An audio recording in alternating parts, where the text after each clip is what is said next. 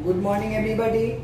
हमने पिछले वीडियो में आपको वेक्टर के बारे में बताया था, उसके रिजल्टेंट का मैग्नीट्यूड भी निकाल के आपको हम बता दिए थे। अब रिजल्टेंट के मैग्नीट्यूड पर जो क्वेश्चन होता है वह कैसे बनाया जाता है और रिजल्टेंट का डायरेक्शन वो निकालना था, उसी के बारे में हमको बात करना था। और आज जब हम डायरेक्शन की बात करेंगे तो आपको डायरेक्शन और वेक्टर के बारे में भी आपको हम बताएंगे। सबसे पहले हम लोग के पास क्वेश्चन कैसे रहता है वो आप समझ लीजिए। आपसे क्वेश्चन पूछेगा, अभी जो हम लोग पढ़ रहे हैं वेक्टर पढ़ रहे हैं। क्वेश्चन रहेगा कि to find the magnitude of resultant vector if vector A का magnitude is equal to vector B का मैग्नीट्यूड। हाँ, या वेक्टर ए का मैग्नीट्यूड का वैल्यू कुछ दे देगा, वेक्टर बी का मैग्नीट्यूड का कुछ वैल्यू दे देगा, और कितने एंगल पर है वो एंगल आपको दे देगा। तो पूछेगा कि इसका जो मैग्नीट्यूड है वो आपका क्या होगा। तो आपसे लिखता है, क्वेश्चन रहेगा कि इफ वेक्टर ए का magnitude is equal to 2 meter, vector B का magnitude is equal to 3 meter and angle between vector A and vector B is equal to 60 degree, then find the magnitude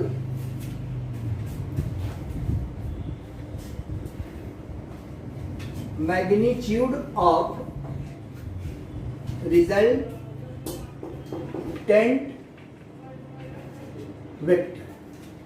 तो formula हम लोग क्या जानते हैं कि since magnitude of resultant vector is equal to, क्या formula होता है, under root A square plus B square plus 2ab cos theta. तो यहाँ पर देखिए ए की जगह पर कितना है 2, तो क्या लिखिएगा 2 का स्क्वायर प्लस 3 का square plus 2 into 3 into cos, value कितना लिखा हुआ है 60। अब इसको सॉल्व कीजिएगा तो कितना हो जाएगा 4 प्लस 9 प्लस 2 इंटू 3, या cos 60 डिग्री का वैल्यू कितना होता है 1/2। 2 से 2 कट जाएगा, इसको सॉल्व कीजिएगा तो 9 और 4 13, और 13 और 3 कितना हो जाएगा, आप जोड़ लीजिए 13 और 3 16। ठीक, अब यहाँ पर 16 हो गया और 16 का रूट कितना होता है 4, और यह 4 मीटर इसका आंसर हो जाएगा। यानी कि मैग्नीट्यूड ऑफ रिजल्टेंट वेक्टर कितना हो जाएगा 4 मीटर। क्लियर है। चलिए दूसरा क्वेश्चन आपसे पूछ सकता है कि इफ वेक्टर ए, आपसे पूछेगा if magnitude of vector A is equal to magnitude of vector B is equal to magnitude of resultant vector, ये तीनों आपस में क्या इक्वल है, देन फाइंड द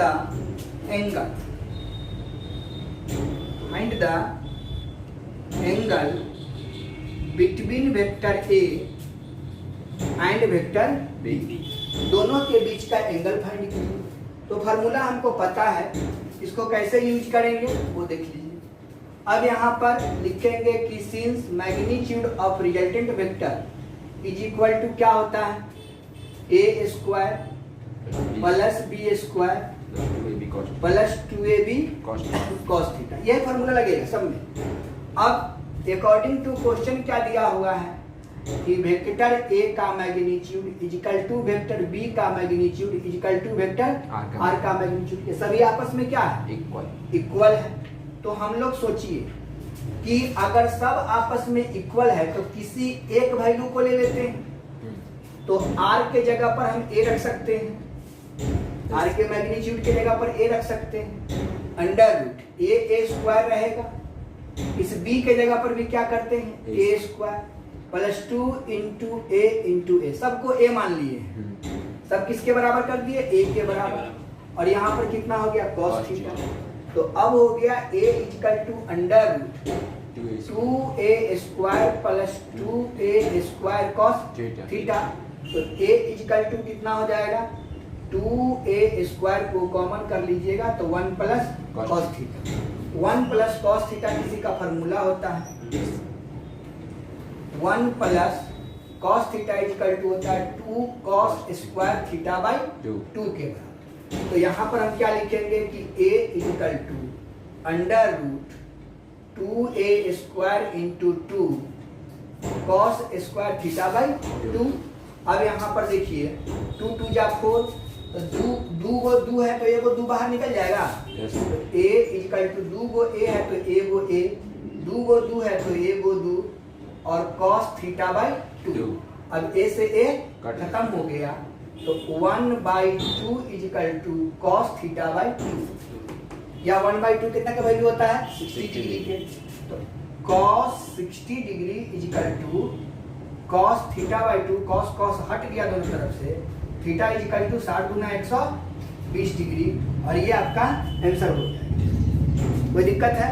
तो इस तरह से आपको उसके वैल्यू के बारे में था, हम आपको बता दिए। अब इसके डायरेक्शन के बारे में हम लोग देख लेते हैं। अब देखिए डायरेक्शन कैसे निकालेंगे, आपको पूछेगा डायरेक्शन ऑफ रिजल्टेंट वेक्टर।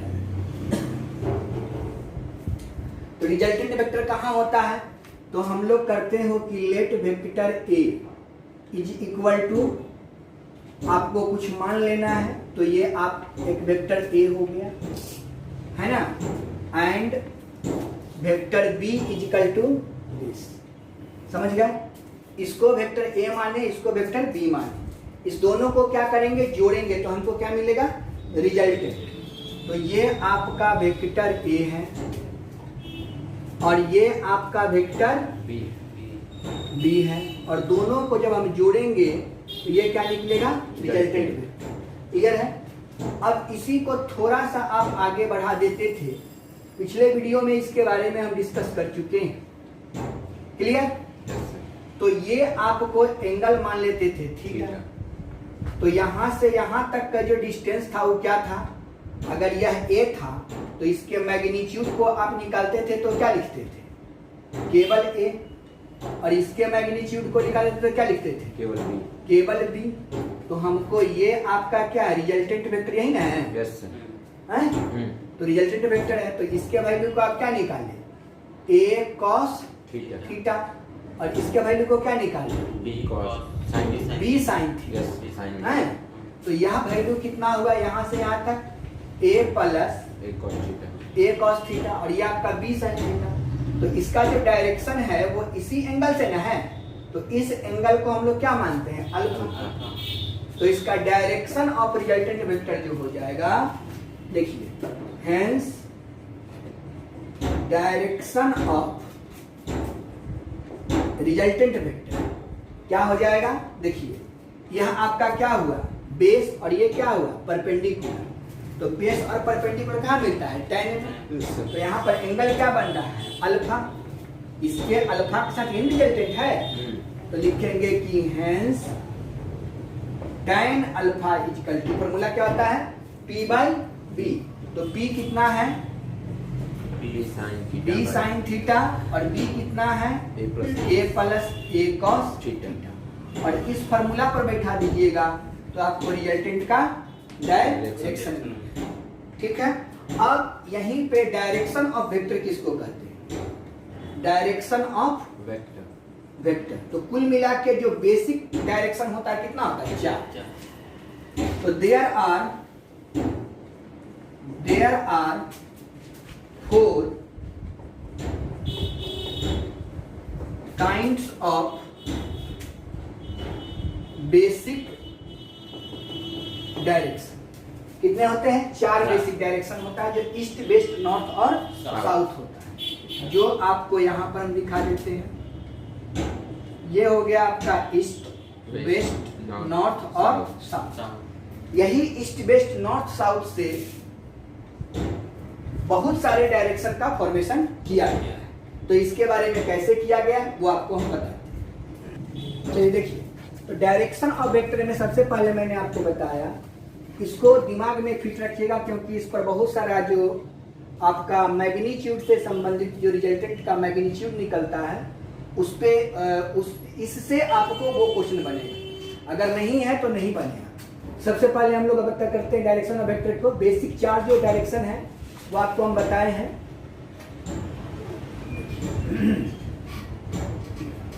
पहला डायरेक्शन ऑफ वेक्टर ये आपका ईस्ट डायरेक्शन होता है, वेस्ट डायरेक्शन, नॉर्थ डायरेक्शन और साउथ डायरेक्शन। तो देखिए ईस्ट वेस्ट नॉर्थ साउथ, जो 90 डिग्री पर कोई ऑब्जेक्ट जो मूव कर रहा है, कोई बॉडी जो है अगर वो 90 डिग्री पर मूव कर रहा है तो उस डायरेक्शन को हम लोग बोलेंगे east direction, north direction, west direction और साउथ डायरेक्शन। ये बॉडी मूव्स एट 90 डिग्री। देखिए यहाँ पर एंगल कितना बन रहा है, 90 डिग्री। जहाँ पे 90 डिग्री पर कोई बॉडी अगर मूव कर रहा है, 90 डिग्री के साथ अगर कोई बॉडी मूव कर रहा है तो उसको हम लोग बोलेंगे east direction, north direction, west direction और साउथ डायरेक्शन। क्लियर है? यस। अब 90 डिग्री के बाद इसको क्या किया, दो भागों में डिवाइड कर दिया गया। तो एक ऑब्जेक्ट जो है वो मूव कर रहा है, वो कुछ इस जैसा जैसा स्थिति उत्पन्न हुआ उसी के आधार पर इसका नामकरण भी किया गया। अब देखिए जो बॉडी 90 डिग्री पर मूव कर रहा था उसके लिए तो डायरेक्शन का नामकरण कर दिया कि सर इस डायरेक्शन में अगर कोई 90 डिग्री के साथ कोई बॉडी मूव करेगा तो उसको बोलिएगा आप ईस्ट डायरेक्शन। 90 डिग्री के डायरेक्शन में साउथ में मूव करेगा तो उसको बोलिएगा साउथ डायरेक्शन। South direction. और जो 90 डिग्री के साथ अपवर्ड डायरेक्शन में मूव करेगा तो उसको बोलिएगा नॉर्थ डायरेक्शन। ठीक है, 90 डिग्री पर। कुछ ऐसे भी पार्टिकल्स थे जो 90 डिग्री पर मूव नहीं किए और वो क्या करने लगे कि इसके बीचों बीच मूव करने लगे ऐसे, मतलब 45 डिग्री के एंगल पे। तो 45 डिग्री के एंगल पे मूव करने लगे। भाई प्लेन है तो मूव तो करेगा ही, प्लेन है तो मूव करेगा ही। तो प्लेन में पहले 90 डिग्री पर मूव किया गया तो वहां पे साइंटिस्टों ने इस तरह के डायरेक्शन का नाम दे दिया। अब क्या हुआ कि कुछ पार्टिकल्स ऑब्जेक्ट जो था वो 45 डिग्री के एंगल पे मूव करने लगा, तो भैया इसका नाम तो कुछ होना चाहिए। मतलब ये ऑब्जेक्ट जो है, ये आदमी जो है, ये जो कोई पार्टिकल्स है या ऑब्जेक्ट है जो मूव कर रहा है इस डायरेक्शन में, वो निश्चित तौर पे नॉर्थ में भी मूव कर रहा है और साउथ में भी मूव कर रहा है, सॉरी ईस्ट में भी मूव कर रहा है। तो ये ईस्ट हो गया और ये आपका नॉर्थ हो गया, इसीलिए इसका नाम पड़ा ईस्ट नॉर्थ डायरेक्शन या नॉर्थ ईस्ट डायरेक्शन। दोनों आप नाम इसका दे सकते हैं। नॉर्थ ईस्ट डायरेक्शन या ईस्ट नॉर्थ डायरेक्शन की बात कहे तो आप समझेंगे कि a body moves with angle 45। Clear है? देखिए तो 45 डिग्री, अगर मैं यहाँ पे 45 डिग्री के एंगल से मूव करवा दूं, यहाँ भी 45 डिग्री का एंगल बनेगा, तो ये आपका ईस्ट है और ये आपका साउथ है। तो इसका नाम क्या होगा, ईस्ट साउथ डायरेक्शन। समझे? या साउथ ईस्ट डायरेक्शन। अब इसमें भी 45 डिग्री के एंगल से मूव करेगा तो ईस्ट साउथ डायरेक्शन, सॉरी ये तो आपका ईस्ट वेस्ट ना हो गया, वेस्ट साउथ डायरेक्शन कहिएगा, यहाँ पे वेस्ट नॉर्थ डायरेक्शन कहिएगा। यानी 45 डिग्री के एंगल के साथ कोई ऑब्जेक्ट मूव करेगा तो दोनों में से किसी एक को पहले रख के बीच में कॉमा देके डायरेक्शन दे दीजिए। फिर क्या स्थिति उत्पन्न हुआ कि 45 डिग्री के एंगल पे ही मूव करे, ये जरूरी तो नहीं था। कुछ लोग मूव करने लगा 30 डिग्री के डायरेक्शन में, मतलब नॉर्थ ईस्ट से 30 डिग्री गया। कोई आदमी जो है नॉर्थ से 30 डिग्री गया, 15 डिग्री गया। अब प्लेन है तो जरूरी थोड़ा है कि आप 90 डिग्री पर ही मूव कीजिएगा, 45 डिग्री पर ही मूव कीजिएगा। कहीं पे अलग अलग सिचुएशन उत्पन्न होने लगा तो यहाँ पर भाई अब तो 45 डिग्री से कम पर भी लोग मूव कर रहा था, ज्यादा पर भी मूव कर रहा था, तो उस सिचुएशन का क्या नाम होना चाहिए, तो उस सिचुएशन का भी नामकरण किया गया और ये इस तरीके से किया गया। समझिएगा। अब क्या हुआ कि a body moves with east direction, east direction के तरफ से मूव कर रहा है विथ एंगल 30 डिग्री। क्लियर है? तो ये आपका स्टैटिक डायरेक्शन क्या हम किए हैं, ईस्ट से घूम रहा है, ईस्ट डायरेक्शन से वो 30 डिग्री का एंगल बना के कोई बॉडी मूव कर रहा है। और यह आपका नॉर्थ डायरेक्शन है, तो इसका नाम क्या होना चाहिए?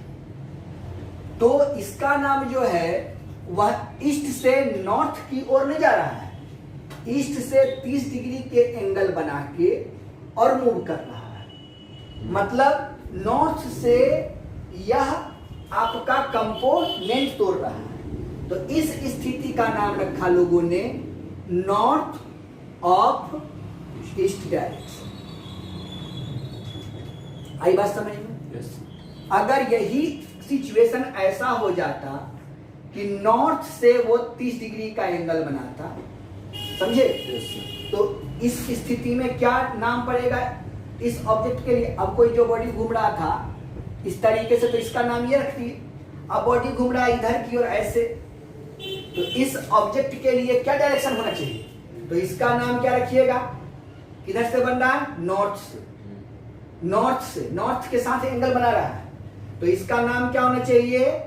East, east of, east of लिखना पड़ेगा, ईस्ट ऑफ नॉर्थ डायरेक्शन। समझ में आया? Yes. और इससे ज्यादा किसी प्रकार का सिचुएशन नहीं उत्पन्न हुआ।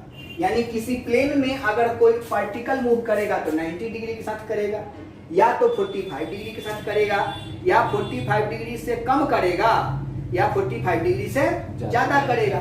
तो उस स्थिति में ये और ये कॉन्सेप्ट काम करने लगेगा। तो कुल मिला के आपका जो डायरेक्शन जो हुआ, इस बेसिक डायरेक्शन से कौन कौन डायरेक्शन पैदा हुआ? तो आपका ईस्ट, ईस्ट नॉर्थ और नॉर्थ ऑफ, है ना? ये दो प्रकार के कोरस्पोंडेंस डायरेक्शन का निर्माण। तो कुल मिला के जो डायरेक्शन होता है वो यही होता है। अगर कोई आदमी कहता है कि ए पार्टिकल मूव्स, इस पर क्वेश्चन कैसे रहेगा? रहेगा ए पार्टिकल्स moves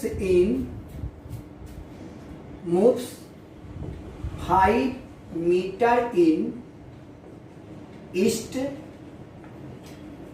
डायरेक्शन। ठीक है, ईस्ट डायरेक्शन कॉमा, फिर लिखिएगा 6 metre in north east direction.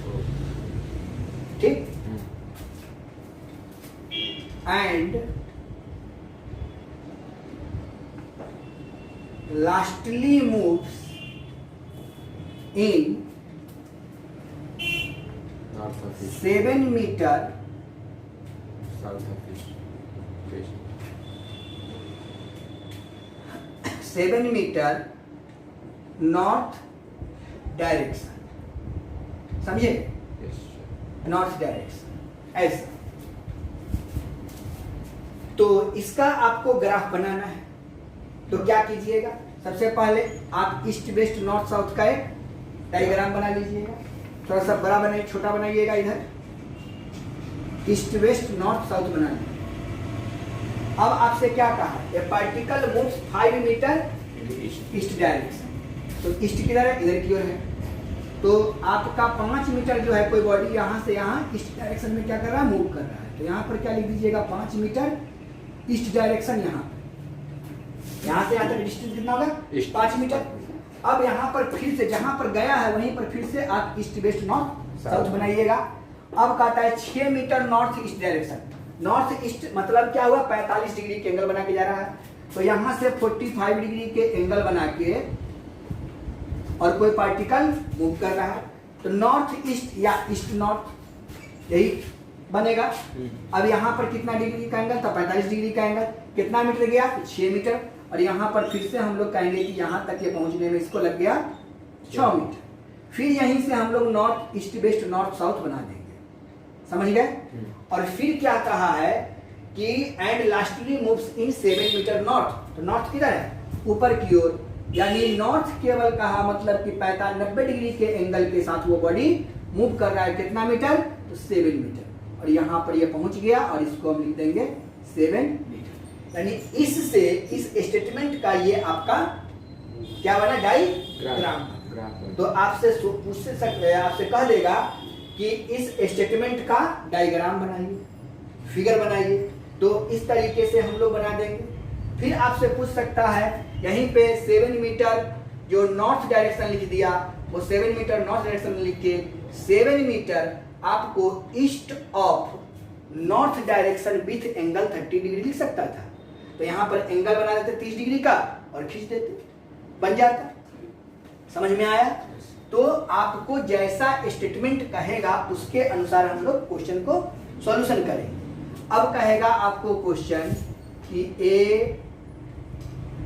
Particles moves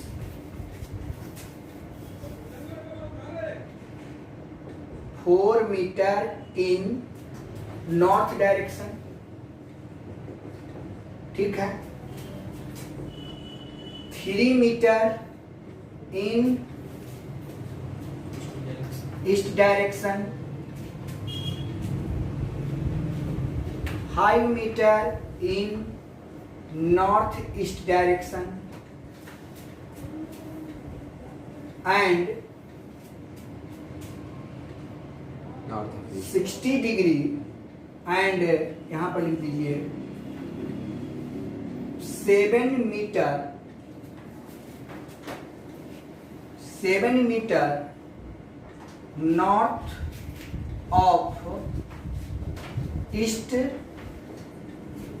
direction with angle 30।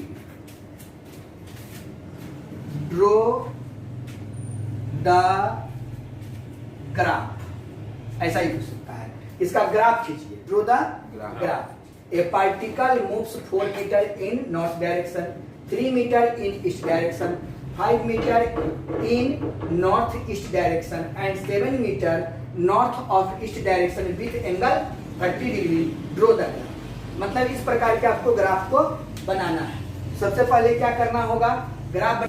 चलिए तो देखिए इसके लिए हम क्या करेंगे। सबसे पहले हमको क्या करना है, एक ईस्ट वेस्ट नॉर्थ साउथ का डायरेक्शन बना लेना है। ईस्ट वेस्ट नॉर्थ साउथ का हम बना लिए डायरेक्शन। अब यहां से हमको जैसे जैसे कहा वैसे से करेंगे। ए पार्टिकल मूव्स 4 मीटर कहाँ, नॉर्थ डायरेक्शन। नॉर्थ किधर है, ऊपर की ओर है। तो यहां से यहां आ गए कितना, 4 मीटर। जहां पर जाकर रुकेंगे वहीं पर फिर से ईस्ट वेस्ट नॉर्थ साउथ बनाएंगे। अब ईस्ट वेस्ट नॉर्थ साउथ यहाँ भी दिखने लगा। अब यहाँ पर देखिए इसका तो काम हो गया। 3 मीटर इन ईस्ट डायरेक्शन, तो ईस्ट किधर की ओर है, तो भाई इधर की ओर है, यही ना, ईस्ट है, वेस्ट है, नॉर्थ है, साउथ है। तो इधर से यहाँ पर फिर से बनेंगे, जाएंगे हम लोग कितना, 3 मीटर। तो यहाँ से यहाँ शो किए हम 3 मीटर, और ये यहाँ पर आने का फिर से हम लोग ईस्ट वेस्ट नॉर्थ साउथ बना लें। अब फिर से कहता है 5 मीटर नॉर्थ ईस्ट डायरेक्शन, यानी 45 डिग्री का एंगल यहाँ से बना के, और हम लोग को कितना जाना है, से 5 मीटर। तो यहाँ पर लिख दीजिए 5 मीटर, और फिर से यहाँ से ईस्ट वेस्ट नॉर्थ साउथ। जैसे जैसे जो कहता है वैसे वैसे चलना है रास्ते पर। अब हो गया। अब आपको ये 5 मीटर है, 3 मीटर मत पढ़िएगा इसको, 5 मीटर। अब यहाँ पर क्या कह रहा है कि 7 metre north of east direction, north of east. तो आपको मैंने बोला है कि जब भी नॉर्थ ऑफ ईस्ट की बात कहे तो नॉर्थ का एंगल ज्यादा होगा और ईस्ट का एंगल कम होगा। यानी ईस्ट से चलेंगे, कहां चलेंगे, ईस्ट से चलेंगे। तो ईस्ट से कितना एंगल जा रहा है, 30 डिग्री। मतलब ईस्ट आपका यही है, इससे एंगल कितना बनेगा, 30 डिग्री। क्लियर। और कितना जा रहा है आपका, तो कितना मीटर है, 7 मीटर। तो यहाँ से यहाँ कर दीजिए कि 7 मीटर है, 7 मीटर है। और ये आप बना लिए, और यही आपका डायग्राम, यही आपका ग्राफ। समझ गया। तो इस तरीके का स्टेटमेंट दिया रहता है और इस तरीके से हम लोग डायग्राम बनाते हैं। अब इसका पूछेगा कि इसका जो चले हैं इधर से इधर, this is called specific direction. यह बात को समझ लीजिए। आज मैंने जो लिखा कि वेक्टर क्वांटिटी जो है वह क्या होता है, तो यही आपका स्पेसिफिक डायरेक्शन होता है। और यहां से यहां तक ये पार्टिकल पहुंचा है, तो जब इसको आप जोड़ दोगे इस तरीके से, तो यही आपका रिजल्टेंट बन जाता है। यही आपका रिजल्टेंट बन जाता है। तो इस रिजल्टेंट का मैग्नीट्यूड क्या होगा, ऐसा भी प्रश्न पूछेगा कि इसका रिजल्टेंट का मैग्नीट्यूड बताइए। तो उस केस में हमको यहाँ पर एक टर्म पढ़ना पड़ता है, कंपोनेंट ऑफ वेक्टर। यानी कंपोनेंट तोड़ना होता है एक्स एक्सिस और वाई एक्सिस के साथ, वह कंपोनेंट होता है साइन में और कॉस में। तो उसके चर्चा हम बाद में करेंगे। फिलहाल आपको हम ये कैसे बनता है उसके बारे में आपको हम बता देंगे कि कैसे डायग्राम बनाते हैं। पहले डायग्राम ही बनाने के लिए कहता है, और ये आपको 4 मार्क्स का क्वेश्चन पूछता है, 4 मार्क्स में पूछता है। और इसके मैग्नीट्यूड को निकालने के लिए पूछेगा तो वह आपको 6 मार्क्स का हो जाएगा। तो कंपोनेंट तोड़ने जिसको आ जाएगा वो आराम से इसका बना सकता है। अब उस कंपोनेंट को तोड़ने में हमको कुछ टर्म का याद रखना पड़ता है कि एक्स एक्सिस के डायरेक्शन में वाई कैप होता है, आई कैप होता है, वाई एक्सिस के डायरेक्शन में जे कैप होता है। केवल एक्स एक्सिस और वाई एक्सिस में ही काम यहाँ पर चल जाता है। अब एक्स एक्सिस के साथ जो कंपोनेंट यहाँ पर थीटा एंगल लीजिएगा, तो एक्स एक्सिस का कंपोनेंट जो टूटेगा वो कॉस में, और वाई एक्सिस का कंपोनेंट जो टूटेगा वो साइन में टूटेगा। ठीक है, तो वो कंपोनेंट के बारे में आपको हम बताएंगे। थोड़ा सा हम लोग यूनिट वेक्टर के बारे में, आई कैप, जे कैप, के कैप के बारे में जान जाएंगे, तो अच्छे से आपको समझ में आएगा कि कैसे इसको तोड़ा जाता है।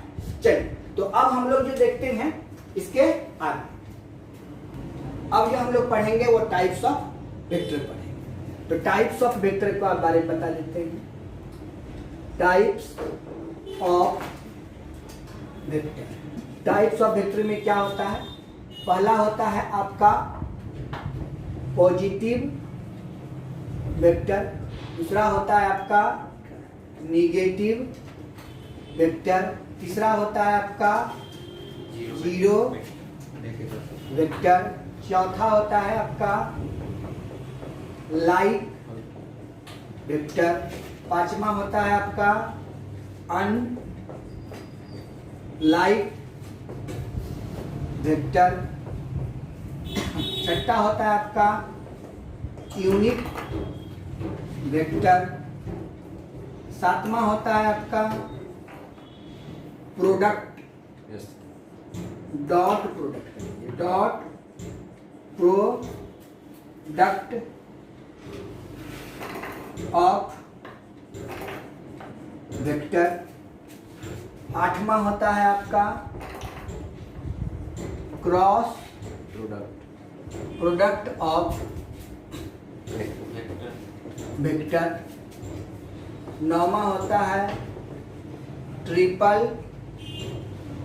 प्रोडक्ट ऑफ वेक्टर, दसवां होता है पोजीशन वेक्टर, 11वां होता है को ऑफ लेनर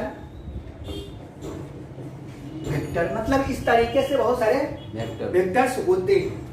तो हम लोग को क्या करना है कि एक एक वेक्टर के बारे में पढ़ते चलना है। बहुत सारा वेक्टर होता है, 26 प्रकार के वेक्टर होते हैं, लेकिन आप लोगों को उतना फिजिक्स में नहीं पढ़ना है। जब मैथ्स में 12th में आप जब जाएंगे तो वहां पे 12th में 2600 प्रकार के वेक्टर को आपको हम पढ़ाएंगे। लेकिन यहाँ पर जो आपको 11th में जो आपको फिजिक्स में जो वेक्टर पढ़ना है वो आपको 15 प्रकार के वेक्टर बहुत ज्यादा पढ़ाएंगे। तो 15 प्रकार के वेक्टर में आपका काम चला जाएगा, तो चल जाएगा आराम से। तो इस 15 प्रकार के वेक्टर के बारे में हम लोग थोड़ा इंट्रोडक्शन देख लेंगे। तो पॉजिटिव वेक्टर के बारे में क्या जानते हैं कि जो वेक्टर रहेगा उसी के डायरेक्शन में जो वेक्टर आएगा उसी को हम पॉजिटिव वेक्टर कहेंगे।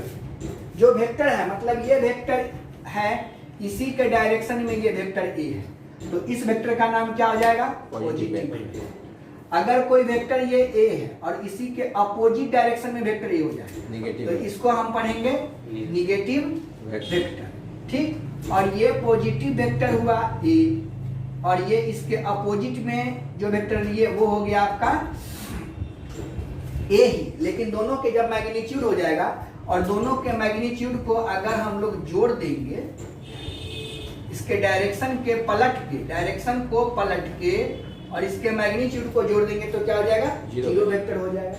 उसके बाद है लाइक वेक्टर। लाइक वेक्टर में क्या होता है कि अगर कोई वेक्टर है ये और इसी के डायरेक्शन में कोई वेक्टर ये है लेकिन दोनों का मैग्नीट्यूड क्या हो, इक्वल हो, समझे। डायरेक्शन और मैग्नीट्यूड दोनों आपस में क्या हो, इक्वल हो, तो उसको हम लोग क्या बोलेंगे, लाइक वेक्टर। डायरेक्शन सेम हो लेकिन मैग्नीट्यूड डिफरेंट हो तो उसको हम लोग अनलाइक बोलते। उसी तरीके से यूनिट वेक्टर, यूनिट वेक्टर का जो फॉर्म होता है, जो form vector A cap equal to vector A upon vector A के मैग्नीट्यूड, इस फॉर्म में जो होगा उसको हम लोग यूनिट वेक्टर कहेंगे। उसी तरीके से हो गया आपका डॉट प्रोडक्ट वेक्टर। दो vector A dot vector B करेंगे तो इसका वैल्यू निकलता है ए का मैग्नीट्यूड बी का मैग्नीट्यूड कॉस थीटा, यानी इस फॉर्म में जो आएगा उसको हम लोग बोलेंगे डॉट प्रोडक्ट ऑफ वेक्टर। अब आ गई क्रॉस प्रोडक्ट ऑफ वेक्टर। तो क्रॉस प्रोडक्ट ऑफ वेक्टर में क्या होगा, बीच में क्रॉस का चिन्ह होगा, वेक्टर ए क्रॉस बी, तो ए का मैग्नीट्यूड बी का मैग्नीट्यूड साइन थीटा और एन कैप होता है। कैसे होता है सब प्रूफ करें। ये आपका हो जाता है आपका क्रॉस प्रोडक्ट। और ट्रिपल प्रोडक्ट में क्या होगा कि यहाँ पर तीन वेक्टर होगा, वेक्टर ए बी और वेक्टर सी, और उसको इस फॉर्म में जब लिखेंगे तो हो जाएगा ट्रिपल प्रोडक्ट ऑफ वेक्टर। अब पोजीशन वेक्टर क्या होता है कि अगर वेक्टर हम ए बी लिखते हैं तो इसको फाइनल में से इनिशियल को घटा दिया जाता है, तो जो निकलेगा वो आपका पोजीशन वेक्टर हो जाएगा। और एक ही प्लेन में जो वेक्टर मौजूद होते हैं और उसका कंपोनेंट निकालते हैं तो उसको बोलते हैं कोऑप्लेनर वेक्टर। उसका होता है कंपोनेंट ऑफ वेक्टर। तो कंपोनेंट ऑफ वेक्टर में आपको हम बताए ही हैं कि cos थीटा और sin थीटा का आपका उपयोग किया जाता है। एडिशन ऑफ वेक्टर के बारे में आपको हम बता चुके हैं, डायरेक्शन ऑफ वेक्टर के बारे में आपको हम बता चुके हैं कि कैसे निकाला जाता है। तो इस तमाम चीजों के बारे में हम लोग अगले वीडियो में डिस्कस करेंगे और इस पर जो भी न्यूमेरिकल्स होगा उसको हम आपको बताएंगे। उसके बाद होता है मैग्नीट्यूड ऑफ रिजल्टेंट वेक्टर के बारे में भी आपको हम बता चुके हैं। खैर वो सारी बात पर हम डिस्कस करेंगे, लेकिन ये इतना जब तक आपको क्लियर नहीं होगा तब तक आपका न्यूमेरिकल्स बनना बड़ा दिक्कत कर देगा। तो हम लोग इन तमाम टॉपिक के साथ, इन तमाम पॉइंट के साथ अगले वीडियो में मिलते हैं और सब पर डिस्कस करते हैं। आज यहीं तक। जय हिंद, जय भारत।